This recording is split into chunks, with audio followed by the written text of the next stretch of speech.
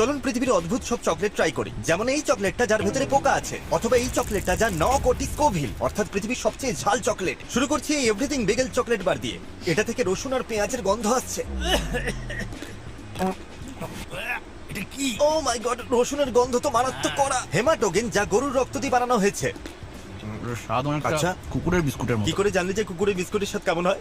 পরের বারটা পড়ো তো। ব্রেন আর ডিম। ভেতরটা What দেখতে brain? কিন্তু বেশ ভালোই লাগছে। ওটা কেমন? এটা অদ্ভুত রকমের ছিবড়ে মতো। বেঁচে থাকতে আমি আর কোনোদিন এটা খাবো না। মিল ওয়ার্ম চকলেট। পোকার টুকরোগুলো বাইরে বেরিয়ে আসছে। ছি, পোকাগুলো একদম মচমচে।